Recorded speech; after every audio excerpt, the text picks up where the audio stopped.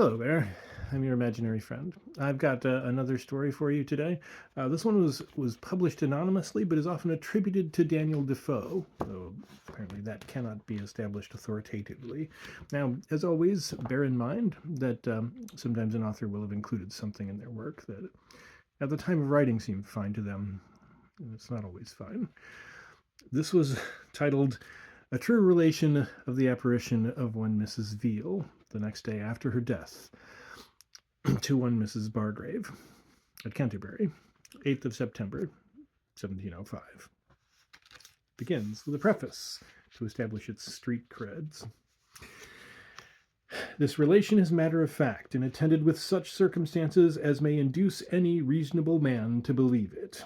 It was sent by a gentleman, a justice of peace at Maidstone in Kent, and a very intelligent person, to his friend in London, as it is here worded, which discourse is attested by a very sober and understanding gentlewoman, a kinswoman of the said gentleman's, who lives in Canterbury, within a few doors of the house in which the within named Mrs. Bargrave lives, who believes his kinswoman to be of so discerning a spirit as not to be put down upon any fallacy, and who positively assured him that the whole matter, as it is related and laid down, is really true, and what she herself had in the same words, as near as may be, from Mrs. Bargrave's own mouth, who, she knows, had no reason to invent and publish such a story, or any design to forge and tell a lie, being a woman of much honesty and virtue, and her whole life a course, as it were, of piety.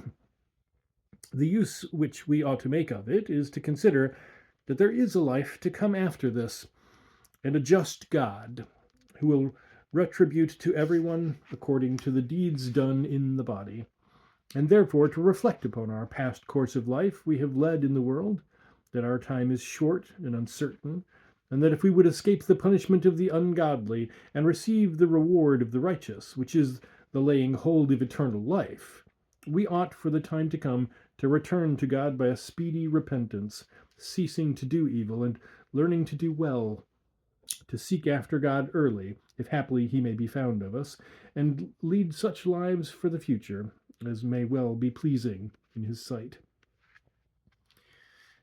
A relation of the apparition of Mrs. Veal. This thing is so strange in all its circumstances, and on so good authority, that my reading and conversation has not given me anything like it. It is fit to gratify the most ingenious and serious inquirer. Mrs. Bargrave is the person to whom Mrs. Veal appeared after her death. She is my intimate friend, and I can vouch for her reputation for these last 15 or 16 years on my own knowledge, and I can confirm the good character she had from her youth to the time of my acquaintance, though since this relation she is calumniated by some people that are friends to the brother of this Mrs. Veal who appeared, who think the relation of this appearance to be a reflection, and endeavour what they can to blast Mrs. Bargrave's reputation, and to laugh the story out of countenance. But by the circumstances thereof, and the cheerful disposition of Mrs. Bargrave, notwithstanding the ill usage of a very wicked husband, there is not yet the least sign of dejection in her face, nor did I ever hear her let fall a desponding or murmuring expression. Nay, not when actually under her husband's barbarity, which I have been witness to, and several other persons of undoubted reputation. Now, you must know Mrs. Veal was a maiden gentlewoman of about 30 years of age, and for some years last past had been troubled with fits, which were perceived coming on her by her going off from her discourse very abruptly to some impertinence. She was maintained by an only brother, and kept his house in Dover. She was a very pious woman, and her brother a very sober man to all appearance. But now he does all he can to null or quash the story. Mrs. Veal was intimately acquainted with Mrs. Bargrave from her childhood. Mrs. Veal's circumstances were then mean. Her father did not take care of his children as he ought, so that they were exposed to hardships. And Mrs. Bargrave, in those days, had as unkind a father, though she wanted neither for food nor clothing, whilst Mrs. Veal wanted for both, insomuch that she would often say, "Mrs. Bargrave, you are not only the best, but the only friend I have in the world, and no circumstance of life shall ever dissolve my friendship." They would often condole each other's adverse fortunes, and read together Drelincourt on death and other good books. And so, like two Christian friends, they comforted each other under their sorrow. Some time after, Mr. Veal's friends got him a place in the custom house at Dover, which occasioned Mrs. Veal, by little and little, to fall off from her intimacy with Mrs. Bargrave, though there was never any such thing as a quarrel. But an indifferency came on by degrees, till at last Mrs. Bargrave had not seen her in 2.5 years. Though above a 12-month of the time Mrs. Bargrave hath been absent from Dover, and this last half year has been in Canterbury about 2 months of the time, dwelling in a house of her own. In this house, on the 8th of September, 1705, she was sitting alone in the forenoon, thinking over her unfortunate life, and arguing herself into a due resignation to Providence, though her condition seemed hard. And, said she, I've been provided for hitherto, and doubt not but I shall be still. And I'm well satisfied that my afflictions shall end when it is most fit for me. And then took up her sewing work, which she had no sooner done, but she hears a knocking at the door. She went to see who was there, and this proved to be Mrs. Veal, her old friend, who was in a riding habit.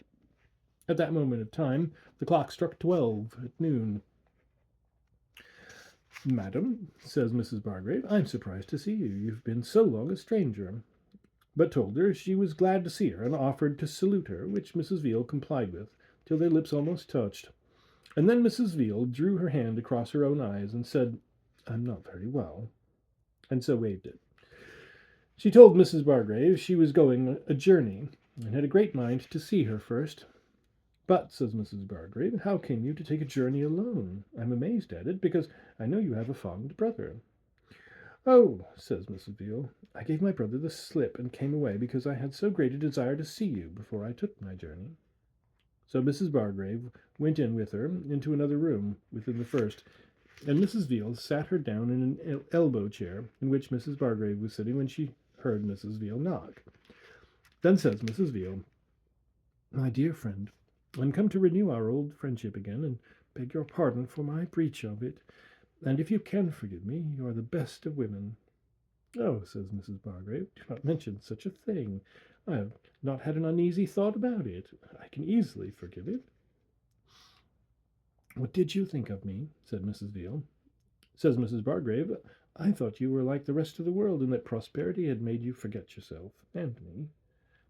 Then Mrs. Veal reminded Mrs. Bargrave of the many friendly offices she did her in former days, and much of the conversation they had with each other in the times of their adversity, what books they read, and what comfort, and in particular, they received from Drelincourt's Book of Death, which was the best, she said, on that subject ever written.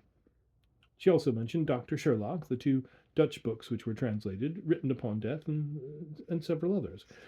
But Drelincourt, she said, had the clearest notions of death, and of the future state of any who had handled the subject. Then she asked Mrs. Bargrave whether she had Drelincourt. She said, yes. Says Mrs. Veal, fetch it. And so Mrs. Bargrave goes upstairs and brings it down. Says Mrs. Veal, dear Mrs. Bargrave, if the eyes of our faith were as open as the eyes of our body, we should see numbers of angels about us for our guard. The notions we have of heaven now are nothing like what it is, as Drelincourt says. Therefore be comforted under your afflictions, and believe that the Almighty has a particular regard to you, and that your afflictions are marks of God's favor. And when they have done the business they are sent for, they shall be removed from you.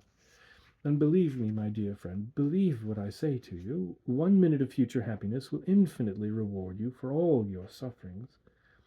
For I can never believe, and claps her hand upon her knee with great earnestness, which indeed ran through most of her discourse, that ever God will suffer you to spend all your days in this afflicted state.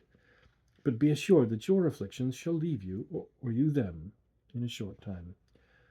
She spake in that pathetical and heavenly manner that Mrs. Bargrave wept several times. She was so deeply affected with it. Then Mrs. Veal mentioned Dr. Kendrick's Ascetic, at the end of which he gives an account of the lives of the primitive Christians. Their pattern she recommended to our imitation, and said their conversation was not like this of our age. For now, says she, there is nothing but frothy, vain discourse, which is far different from theirs. Theirs was to edification, and to build one another up in faith, so that they were not as we are, nor are we as they were. But, says she, we ought to do as they did. There was an hearty friendship among them, but where is it now to be found? Says Mrs. Bargrave. It is hard indeed to find a true friend in these days. Says Mrs. Veal. Mr. Norris had a fine copy of verses called Friendship in Perfection, which I wonderfully admire. Have you seen the book? Says Mrs. Veal. No, says Mrs. Bargrave, but I have the verses of my own writing out. Have you? Says Mrs. Veal. Then fetch them. Which she did from above stairs, and offered them to Mrs. Veal to read, who refused, waving the thing, saying holding down her head would make it ache, and then desired Mrs. Bargrave to read them to her, which she did. As they were admiring friendship, Mrs. Veal said, Dear Mrs. Bargrave, I shall love you forever. In these verses there is twice used the word Elysian. Ah, says Mrs. Veal, these poets have such names for heaven. She would often draw her hand across her own eyes and say, Mrs. Bargrave, do not you think I am mightily impaired by my fits?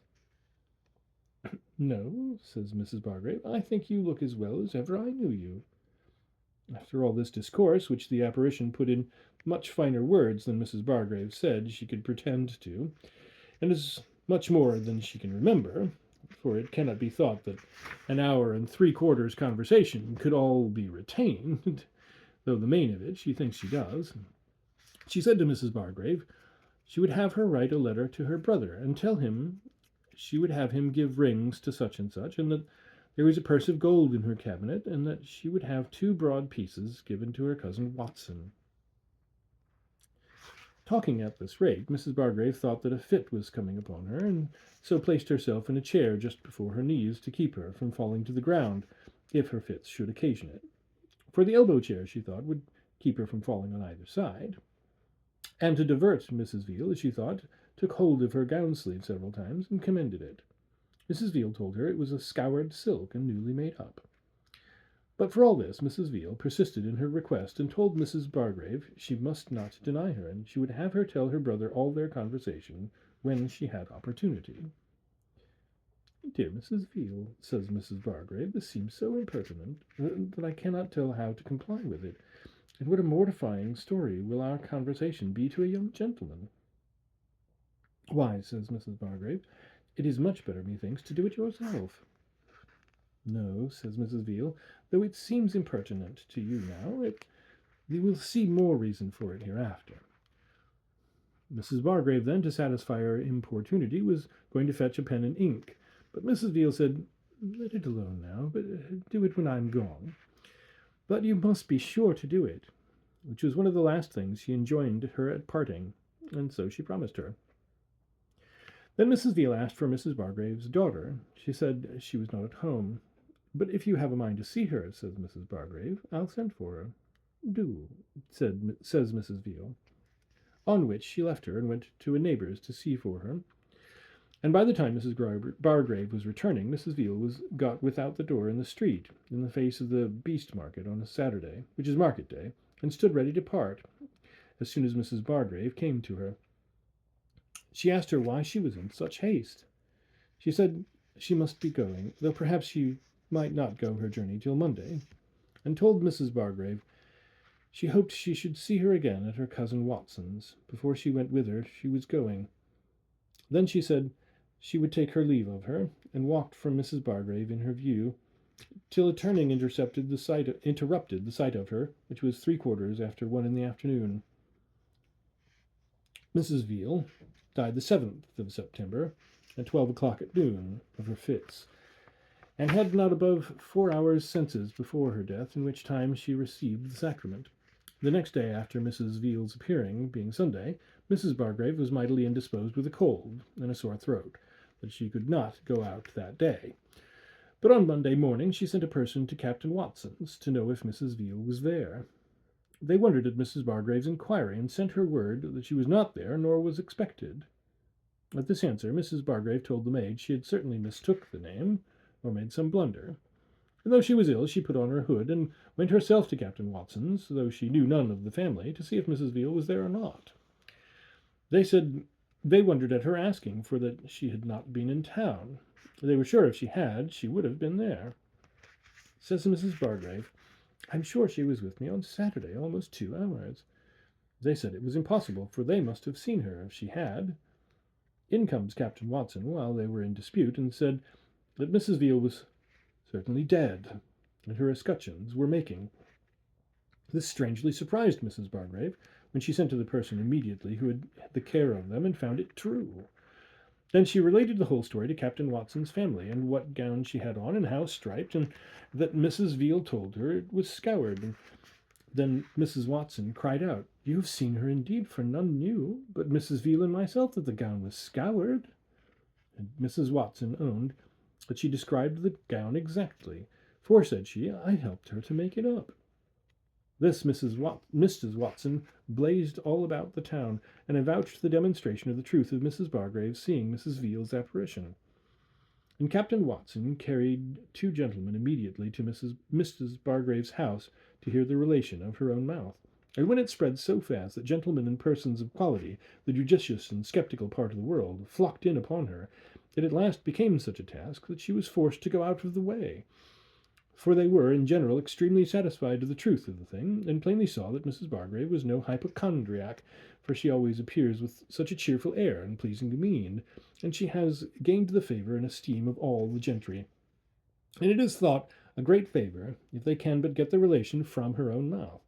I should have told you before that Mrs. Veal told Mrs. Bargrave that her sister and brother-in-law were just come down from London to see her. Says Mrs. Bargrave, How came you to order matters so strangely? Could not be helped, says Mrs. Veal. And her brother and sister did come to see her, and entered the town of Dover just as Mrs. Veal was expiring. Mrs. Bargrave asked her whether she would drink some tea. Says Mrs. Veal, I do not care if I do, but I'll warrant you, this mad fellow, meaning Mrs. Bargrave's husband, has broke all your trinkets. But, says Mrs. Bargrave, I'll get something to drink in for all that. But Mrs. Veal waved it, and said, It is no matter, let it alone. And so it passed. All the time I sat with Mrs. Bargrave, which was some hours, she recollected fresh sayings of Mrs. Veal, and one material thing more. She told Mrs. Bargrave that old Mr. Breton allowed Mrs. Veal £10 a year, which was a secret, and unknown to Mrs. Bargrave, till Mrs. Veal told it her.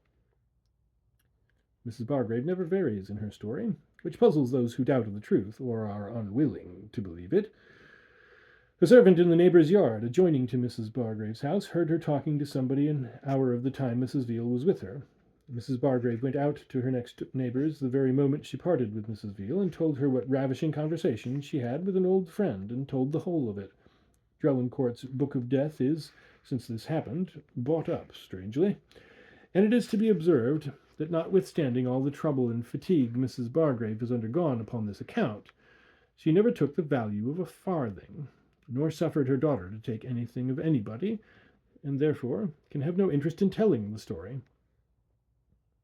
But Mr. Veal does what he can to stifle the matter, then said he would see Mrs. Bargrave, but yet it is certain matter of fact that he has been at Captain Watson's since the death of his sister, and yet never went near Mrs. Bargrave, and some of his friends report her to be a liar, and that she knew of Mr. Breton's £10 a year, but the person who pretends to say so has the reputation of a notorious liar among persons whom I know to be of undoubted credit.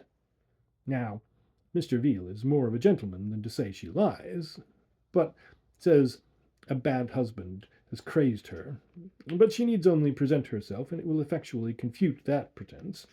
Mr. Veal says he asked his sister on her deathbed whether she had a mind to dispose of anything, and she said no. Now the things which Mrs. Veal's apparition would have disposed of were so trifling, and nothing of justice aimed at in their disposal, that the design of it appears to me to be only in order to make Mrs. Bargrave so to demonstrate the truth of her appearance, as to satisfy the world of the reality thereof, as to what she had seen and heard, and to secure her reputation among the reasonable and understanding parts of mankind. And then again, Mr. Veal owns that there was a purse of gold, but it was not found in her cabinet, but in a comb-box. This looks improbable, for that Mrs. Watson owned that Mrs. Veal was so very careful of the key of the cabinet that she would trust nobody with it. And if so, no doubt she would not trust her gold out of it. And Mrs. Veal's often drawing her hand over her eyes and asking Mrs. Bargrave whether her fits had not impaired her, looks to me as if she did it on purpose to remind Mrs. Bargrave of her fits, to prepare her not to think it strange that she should put her upon writing to her brother to dispose of rings and gold, which looked so much like a dying person's request. And it took accordingly with Mrs. Bargrave as the effects of her fits coming upon her, and was one of the many instances of her wonderful love to her and care of her that she should not be affrighted, which indeed appears in her whole management, particularly in her coming to her in the daytime, waving the salutation, and when she was alone, and then the manner of her parting, to prevent a second attempt to salute her. Now, why Mr. Veal should think this relation a reflection, as it is plain he does, by his endeavouring to stifle it, I cannot imagine, because the generality believe her to be a good spirit. Her discourse was so heavenly. Her two great errands were to comfort Mrs. Bargrave in her affliction, and to ask her forgiveness for the breach of friendship, and with a pious discourse to encourage her.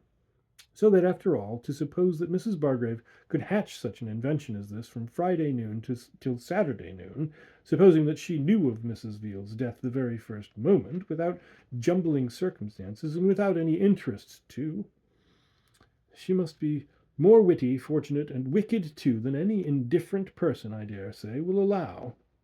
I asked Mrs. Bargrave several times if she was sure she felt the gown. She answered modestly, if my senses be to be relied on, I am sure of it. I asked her if she heard a sound when she clapped her hand upon her knee. She said she did not remember she did, but said she appeared to be as much a substance as I did, who talked with her. And I may, said she, be as soon persuaded that your apparition is talking to me now as that I did not really see her, for I was under no manner of fear, and received her as a friend, and parted with her as such. I would not, says she, give 1 farthing to make any one believe it. I have no interest in it. Nothing but trouble is entailed upon me for a long time, for aught I know. And had it not come to light by accident, it would never have been made public. But now, says she will make her own private use of it, and keep herself out of the way as much as she can. And so she has done since. She says she had a gentleman who came 30 miles to her to hear the relation, and that she had told it to a room full of people at a time. Several particular gentlemen have had the story from Mrs. Bargrave's own mouth. This thing has very much affected me, and I am as well satisfied as I am of the best grounded matter of fact. And why we should dispute matter of fact, because we cannot solve things of which we can have no certain or demonstrative notions, seems strange to me. Mrs. Bargrave's authority and sincerity alone would have been undoubted in any other case.